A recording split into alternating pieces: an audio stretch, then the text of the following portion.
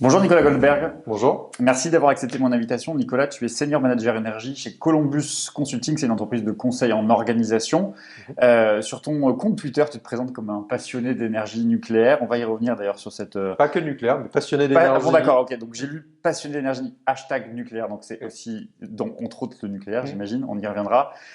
Une passion en tout cas qui j'imagine n'a rien à voir avec l'augmentation des prix, enfin avec tous ces prix qui flambent, parce qu'on vient de connaître une hausse, enfin en tout cas on va subir des hausses importantes, 12,6% pour les prix du gaz. Il est dans le même temps d'ailleurs question d'une hausse de 10% des prix de l'électricité. Les tarifs du gaz sur sur les marchés internationaux ont quadruplé depuis avril, un choc pour les ménages et les entreprises évidemment. D'abord, un peu de pédagogie rapidement. Comment est-ce qu'on explique la hausse de ces prix? Est-ce que c'est seulement lié au fait de la hausse des prix des matières premières dont on parle? D'autres y voient simplement une hausse des coûts d'EDF. Comment on l'explique simplement, ces hausses qui arrivent subitement dans le domaine Alors, public? la hausse, elle est effectivement brutale. On est beaucoup d'experts à l'avoir déjà constaté, enfin, à l'avoir anticipé, puisqu'on avait quelques signaux faibles qui étaient structurels, donc qui étaient anticipables et qui ont été voulus. Et on a d'autres causes qui sont plus conjoncturelles. Du côté structurel, on ne peut pas ignorer le changement climatique. Et on était plusieurs experts à dire pendant des années qu'il fallait donner un coût à la tonne de CO2 émise, c'est-à-dire qu'il fallait payer plus si on voulait émettre du CO2 qui détruit le climat. Et ça, on a finalement réussi à le faire. On a aujourd'hui une tonne de CO2 qui est à 60 euros la tonne de CO2. Donc grosso modo, ça renchérit le prix des combustibles fossiles dont le gaz fait partie. Ça, Lié à une augmentation de la consommation? non, pas lié à une augmentation de la consommation, lié à des réglementations européennes qui ont mis en place un marché du CO2 et où depuis 2018, on dit on enlève des quotas de CO2 justement pour faire augmenter le prix et enclencher une transition énergétique sans CO2. Ce qui, de mon point de vue, est souhaitable, et ce qui devrait l'être de toute personne un minimum concernée par le climat. Et donc ça renchérit le coût des matières premières fossiles, donc le gaz, le pétrole, Ouais. le charbon. Et donc ça, c'est le côté structurel et souhaitable qui a fait monter les prix des combustibles fossiles, dont le gaz. Et après, il y a des choses qui sont plus conjoncturelles et où là, on a eu du mal à anticiper l'ampleur. C'est la reprise économique et la concurrence que les différents continents de notre monde ont entre eux pour avoir accès à à ce gaz fossile, notamment celui qui arrive par les bateaux, par les méthaniers en gros, qui accostent dans le port, là où les gens achètent le gaz le plus cher. Mhm. Et voilà, une énorme partie de ce gaz naturel liquéfié, de ce gaz qui circule dans ces méthaniers, aujourd'hui, a pour destination l'Asie. Donc au détriment de l'Europe. D'où le fait on ait une spéculation et on ait une hausse vertigineuse des prix du gaz dans le monde et en Europe en particulier, c'est parce qu'on a cette reprise économique, on a ces terminaux méthaniers, enfin ces bateaux méthaniers qui arbitrent où est-ce qu'ils vont accoster en fonction de qui leur achètera le plus cher. Et en plus, en Europe, on a cette tonne de CO2 qui est de plus en plus chère pour des raisons climatiques et pour des raisons qu'on a voulu en Ouais. Europe. Pourquoi, du coup, dans le même temps, l'électricité augmente? Est-ce qu'il y a un rapport, une corrélation entre la hausse des prix du gaz et la hausse des prix de l'électricité? Alors, il y a une cause directe, effectivement. En France, souvent, on se dit, bon, bah, l'électricité, c'est que du nucléaire et Ouais. l'hydraulique, donc c'est 100% décarboné, tout va bien. C'est pas exactement vrai. On a encore un petit peu de gaz en France, et surtout, on a beaucoup de gaz en Europe. C'est-à-dire qu'il y a beaucoup de centrales à gaz qui sont utilisées pour faire de l'électricité, et donc du gaz qui est utilisé pour faire cette électricité. Ça, c'est la première chose. Et la deuxième chose, c'est que le marché est européen. Donc, on a Ouais. beaucoup d'interconnexions des pays entre eux et il y a une volonté de l'Europe on dit, de plus en plus interconnecter ces réseaux, donc de construire de plus en plus de ramifications entre les pays pour plusieurs raisons. Parce que ça permet du coup de mutualiser les investissements, de faire en sorte de mieux partager les énergies renouvelables en disant que quand il n'y a pas de vent en France, il y en a peut-être un peu ailleurs et Mm. du coup, si on a des réseaux adaptés, on peut mieux équilibrer l'offre et la demande d'électricité. Et du coup, ce marché est européen. Donc se dire que la France a une électricité décarbonée avec certes du gaz, mais pas tant que ça, en fait, c'est un raisonnement qui est complètement incomplet. Il y a beaucoup de gaz et encore un peu de charbon en Europe pour produire de l'électricité. Et surtout, les prix de l'électricité sont fixés en fonction de la dernière centrale qu'on a appelée. C'est-à-dire que quand vous avez une offre de demande d'électricité, vous appelez d'abord les énergies renouvelables, parce que c'est sans CO2 Ouais. et c'est l'énergie fatale, ça fonctionne. Le vent et le soleil sont gratuits, l'installation n'est pas gratuite, mais le combustible vent-soleil est gratuit. Vous avez ensuite les centrales nucléaires, parce que l'uranium est peu cher, et après vous appelez les centrales fossiles. Et c'est vraiment la dernière centrale qui fixe Ouais. les prix de l'électricité pour tout le monde. Et la logique étant que à tout moment sur l'électricité, vous devez avoir l'offre qui est égale à la demande. Et si ce n'est pas le cas, le réseau s'écroule. Donc il faut que la dernière centrale appelée puisse rentrer dans ses frais. Donc c'est elle qui fixe les prix pour tout le monde. Ce qui fait que la hausse des prix du gaz donne une hausse des prix De de l'électricité. l'électricité. Et comme les prix de l'électricité augmentent, les premiers moyens de production appelés, renouvelables et nucléaires, eux, engendrent ce qu'on appelle des super profits, vu qu'eux ne payent pas de taxes sur le CO2 et sont beaucoup moins chers à faire tourner que des centrales à gaz ou des centrales à charbon. Quels sont les leviers du coup pour contenir la hausse de ces prix? J'entendais en préparant justement cet entretien, le patron des communistes, qui est d'ailleurs président, qui est candidat à l'élection présidentielle, pardon, Oui, Fabien dire Roussel. qu'il faut baisser la TVA à 5,5%, qu'il faudrait supprimer les taxes sur le gaz et l'électricité qui pèseraient à 31,5% sur la facture qui comprend à la fois un abonnement, mais aussi la consommation. C'est des mesures envisageables ou est-ce qu'il y a des contraintes qui pèsent beaucoup plus fortes, qui sont beaucoup plus fortes, notamment en termes de concurrence, pour contenir ces prix? C'est quoi les leviers finalement? Alors, les leviers, on en a plusieurs, ça dépend à quel horizon on regarde. Alors déjà, je voudrais souligner que tous ces chiffres sont vrais. Mhm. Effectivement, dans ce qu'on paye en gaz, en électricité, il y a en général un tiers de taxes, donc TVA, puis ensuite toutes ces petites sœurs, TICFE, CTA et autres. Donc, à court terme, en fait, il y a seulement deux choses que vous pouvez faire. Soit vous décidez de baisser les taxes, et donc ça, c'est possible. Ça peut être discuté en prochain projet de loi finance. Donc là, il y a eu un avant-projet qui a été présenté, c'est exclu par le gouvernement. Et il y en a une autre, je dirais, qui demande un peu plus d'arbitrage, c'est d'imposer aux producteurs historiques comme EDF EDF? par exemple, avec son parc nucléaire, de dire voilà, en fait, vous avez du nucléaire que vous vendez sur le marché à un prix qui est extrêmement intéressant pour vous. On vous demande de le vendre à prix régulé plus bas. Aujourd'hui, on a un mécanisme qui fait ça, qui est très contestable, mais qui existe, qui dit que EDF doit vendre un quart de son électricité nucléaire à prix régulé à 42. Donc là, les marchés sont à 120. Donc on voit qu'il y a un gap entre les deux. L'État pourrait demander à EDF de vendre plus de nucléaire à prix régulé pour faire baisser les prix. Ça a en revanche quelques effets pervers. Le premier, c'est que du coup, vous capez les bénéfices d'EDF alors qu'EDF doit réinvestir dans son parc de production. Et accessoirement, je rappelle aussi que l'actionnaire majoritaire d'EDF, c'est C'est l'État. l'État. Donc ça veut dire que indirectement, comme pour les taxes, l'État se priverait d'un certain bénéfice, parce qu'il pourrait, il prélève parfois des dividendes chez EDF, et tout investissement qu'EDF ne peut pas faire sur fonds propres, c'est l'État qui prend le relais en général. Donc c'est un arbitrage un petit peu compliqué. Je pense que Fabien Roussel ne l'a pas évoqué parce qu'il est opposé à ça, parce que lui voit ça comme EDF qui subventionnerait ses concurrents, parce que si on dit à EDF, vous vendez plus de nucléaire régulé, c'est pas que aux clients d'EDF, c'est à tous les clients. Donc ça reviendrait pour lui à subventionner la concurrence. C'est une position qui est discutable, mais pas complètement fausse non plus. Donc on peut en discuter. Mais ça, ce sont des leviers court terme. À long terme, même si on détaxe et que ça continue à monter, il faudra bien faire quelque chose. Il faut traiter plus les causes que les conséquences. Aujourd'hui, moi, je ne vois pas autre chose que se mettre d'accord à un niveau européen. Alors, se mettre d'accord politiquement à un niveau Ouais. européen, c'est compliqué. Mais pour se dire que les prix doivent évoluer dans un certain couloir qui permettrait à la fois aux producteurs de se rémunérer au bon niveau et de faire les bons investissements, et à la fois aux consommateurs de ne pas avoir des yo-yo de prix comme on a pu avoir depuis 20 ans sur ce marché, parce que c'est pas la première hausse délirante qu'on a, et avant les hausses délirantes, on a eu les baisses délirantes. C'est-à-dire qu'entre 2015 et 2018, les prix étaient hallucinamment bas. Alors, ce qui a donné des effets d'aubaine pour certains acteurs.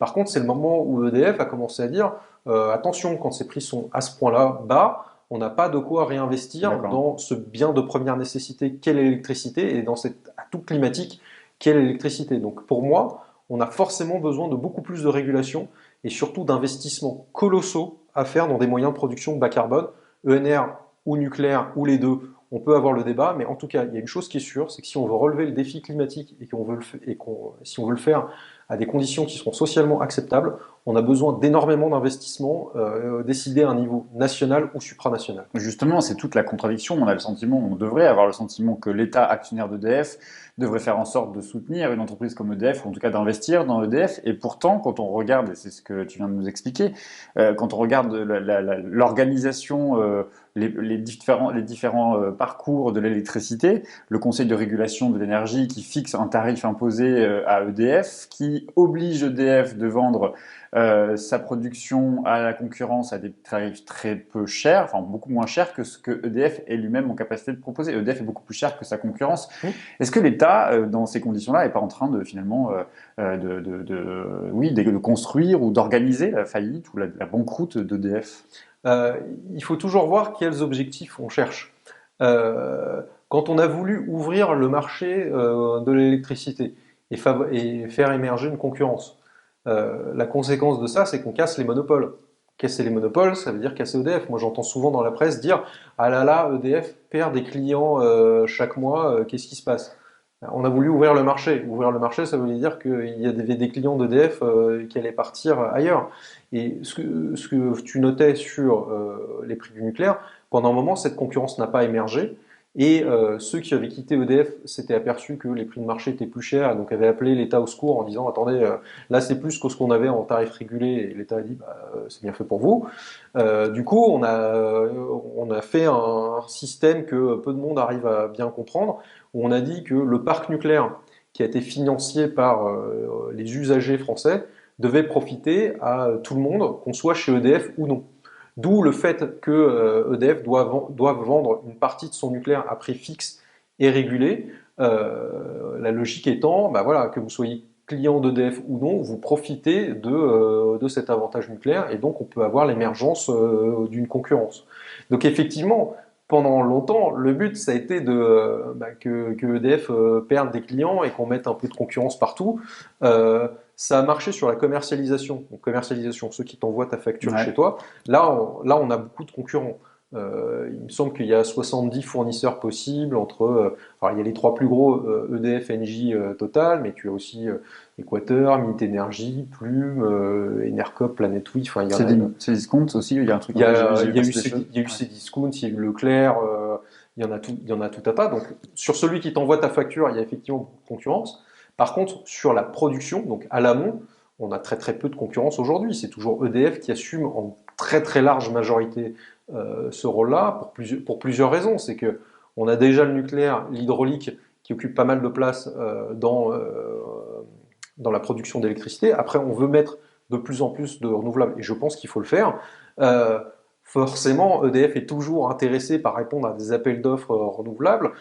C'est le cas sur l'éolien offshore, c'est le cas sur beaucoup de parcs éoliens solaires. Donc tout ça fait que EDF reste finalement assez dominant. Alors côté Commission européenne, ça plaît pas trop. Côté l'État, ça dépend. Des fois, on aime bien, des fois, on n'aime pas trop. On aime bien quand EDF a des bons résultats, dire oui, mais ça, c'est grâce à la politique du gouvernement, l'État, le fleuron industriel français. Quand ils ont des mauvais résultats ou quand les prix de l'électricité augmentent pour une raison ou une autre, là on dit ah non, EDF ils font n'importe quoi, on va les réguler un petit peu plus pour qu'ils baissent leur prix. Donc effectivement, il y a une histoire de je t'aime moi non plus entre EDF et l'État. Et là, je pense qu'on est une espèce de croisée des chemins où on se rend compte que il va falloir réinvestir énormément dans la production électrique française pour deux raisons. La première, c'est que le parc nucléaire vieillit. Et la deuxième, c'est qu'on a le défi climatique et qu'on compte beaucoup sur l'électricité renouvelable ou nucléaire. Il y a un débat là-dessus, mais de toute façon, on aura besoin de l'un, l'autre ou les deux. Il y aura besoin d'investissements d'État colossaux derrière. Le marché ne pourra pas seul dire voilà, je fais des investissements sur 30 ans qui tiennent compte de l'ambition climatique. On a besoin d'un pilotage d'État et supranationales au niveau de l'Europe. Il y a un sujet, il y a même un enjeu, j'ai le sentiment, quand je t'écoute, sur la capacité de production, justement, parce que tu l'as dit, un quart de la production d'EDF doit être vendue à des concurrents qui, eux, se retrouvent, si j'ai bien compris, en situation à ne pas pouvoir fournir à toute une demande qui serait leur clientèle, donc se fournissent sur des marchés internationaux qui participent de l'augmentation des prix.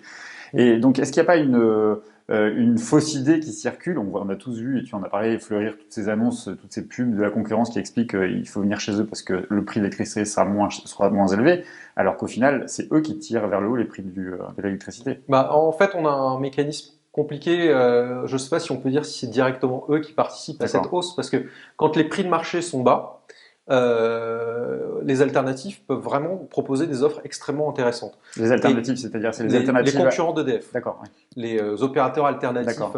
à EDF. Ça a été le cas vraiment depuis 2015. Entre 2015 jusqu'à 2018-2019, c'était extrêmement intéressant d'aller chez un fournisseur alternatif parce qu'ils disaient, bah oui, mais regardez, nous, on s'approvisionne sur le marché et surtout, on n'a pas tous les coûts de structure qu'a EDF.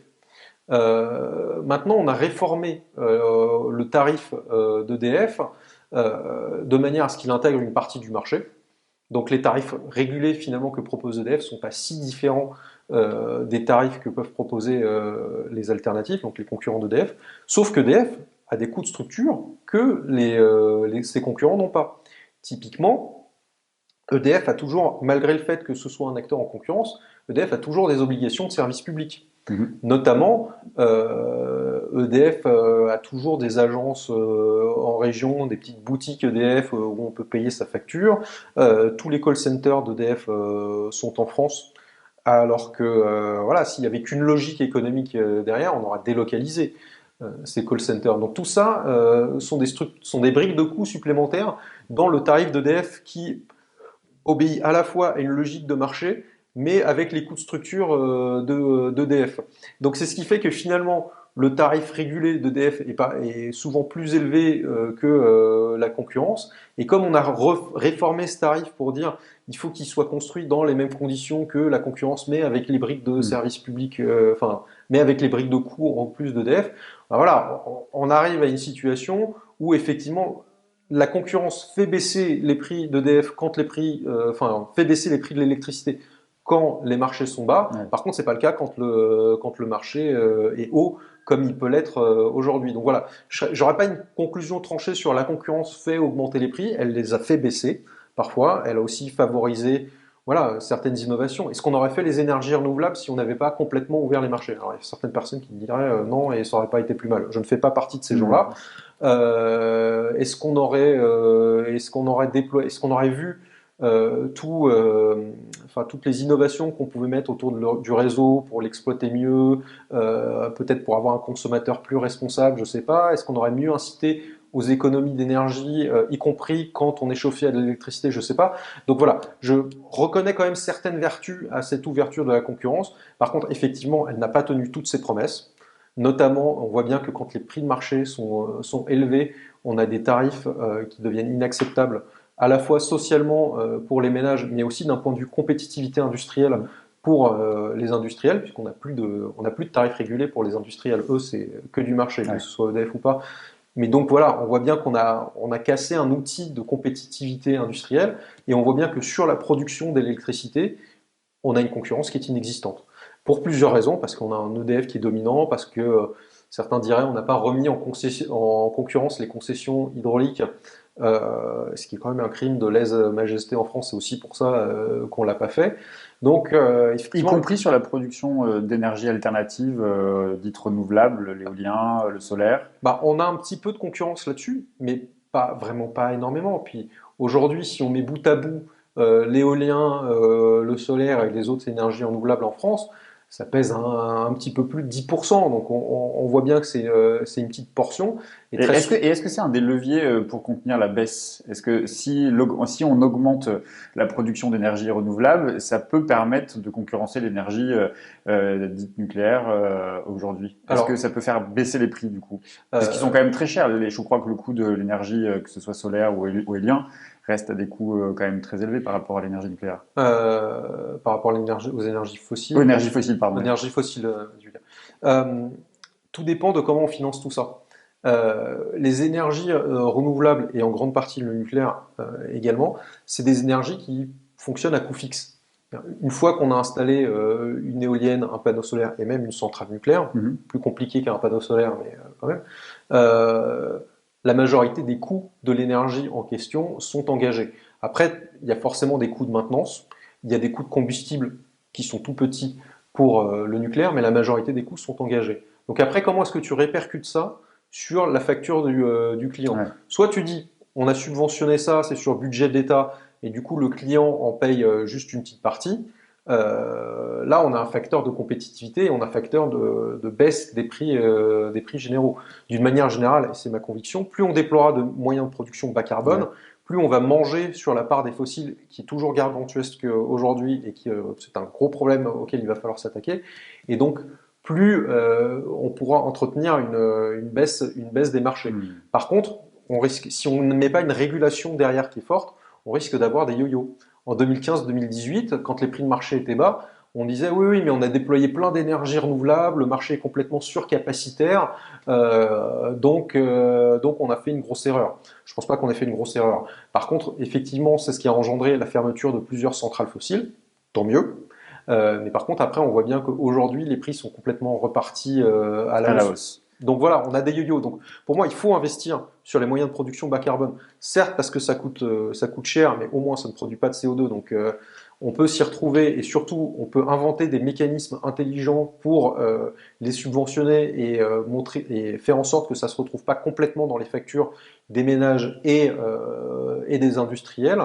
Et il faut le faire et il faut en même temps une régulation derrière qui assure que on n'est pas un yo-yo permanent sur les prix. Ça peut durer très longtemps, cette hausse des prix. Bruno Le Oui. Maire a annoncé que ça pouvait durer plusieurs mois. Bah écoute, enfin, Il a une forme de lucidité pour une fois. voilà, c'est prise de position politique. Non, mais j'entendais aussi, on va réformer le marché, puis vous verrez, Ouais. tout ira bien. J'ai pas entendu la citation où il disait que ça pourrait durer plusieurs mois, mais je partage complètement cette conclusion. Moi, je vois pas d'amélioration avant mars, c'est-à-dire après la période hivernale, où j'espère qu'elle ne sera pas trop rude, parce que sinon on va risquer d'avoir des gros problèmes d'approvisionnement en gaz et peut-être d'approvisionnement électrique En si on a des électricité. tensions sur le réseau. Ouais. J'ai une dernière question, Nicolas. Je l'ai dit en début, passionné d'énergie, pas que de nucléaire, mais d'énergie. Il va y avoir la campagne présidentielle qui a commencé. On voit bien que le débat sur la question de l'énergie, alors qu'il n'est pas encore dans la centralité des débats politiques, certains voudraient sauver le patrimoine nucléaire français. Il y a eu une grande tribune de plusieurs hommes et femmes politiques de droite et de gauche qui affirmaient vouloir sauver ce patrimoine nucléaire français, quand d'autres voudraient sortir du nucléaire à 30 ans. Alors, je ne vais pas te demander s'il faut sortir du nucléaire ou pas, mais une question assez simple. L'énergie nucléaire, elle est compatible aujourd'hui avec les enjeux, l'urgence climatique? Bah, en fait, c'est un des atouts. Après, il faut voir que ce n'est pas la seule caractéristique du nucléaire. Il y a beaucoup d'autres caractéristiques du nucléaire, énergie centralisée, logique de coût fixe, coût du capital. Voilà, il y a plein de choses qui vont avec. Mais aujourd'hui, c'est un moyen de production massif d'électricité sans Mhm. carbone. Après, je conteste fortement le fait que si on fait il suffira de faire du nucléaire. Si on lance des nouvelles centrales nucléaires aujourd'hui en France, là, demain tu prends la décision, la première arrive dans 10 ans. Et on ne va pas attendre 10 ans pour baisser nos émissions de CO2. Mhm. Donc il faudra bien jouer sur les autres leviers, donc la sobriété, l'efficacité, les renouvelables. Mais on voit bien là dans la séquence qui s'ouvre que les questions autour du nucléaire commencent à réémerger, parce qu'on a fermé Fessenheim pendant ce quinquennat. En théorie, on doit fermer 4 réacteurs Ouais. pendant le prochain quinquennat, donc ça va être un vrai débat. Et surtout, ma conviction, c'est que si on ne prend pas la décision maintenant de construire des réacteurs nucléaires, donc maintenant, c'est-à-dire au prochain quinquennat, on n'en construira pas. On n'en construira pas parce on sera resté trop longtemps sans entretenir la filière, on aura une perte de conséquences. Et si on attend trop longtemps, relancer le nucléaire, ça veut dire se relancer dans Flamanville, qui n'est pas un grand succès industriel, justement parce qu'on a essuyé les plâtres de cette perte de compétences et de cette désindustrialisation. Donc ma conviction est que dans la séquence qui va s'ouvrir là avec la fin de l'année, avec différents think tanks et RTE qui vont sortir Ouais. leur scénario avec sans nucléaire, comment est-ce qu'on respecte les enjeux climatiques, avec les différents candidats qui vont sortir du bois sur est-ce qu'on ferme ou pas les réacteurs nucléaires, comment est-ce qu'on accélère ou pas sur les renouvelables, avec les tensions qu'il va peut-être y avoir sur le réseau. Je pense que on va beaucoup plus parler d'énergie et moi je trouve ça bien parce qu'il y aura beaucoup d'enjeux, enfin il y a beaucoup de choses qui vont Ouais. jouer au prochain candidat. Et moi en tant que citoyen, bah, j'attendrai que les candidats se positionnent justement sur tous ces moyens de production, toute cette transformation économique qu'il faut faire si on veut respecter nos engagements de neutralité carbone, qu'il faudra respecter si on veut justement être crédible au niveau international sur le Les accords de climat, Paris. si on veut donner l'exemple et surtout si on veut arrêter de dépendre de matières fossiles qui génèrent des dépendances géopolitiques et des yo-yo sur les prix qui deviennent insupportables. Merci beaucoup, Nicolas.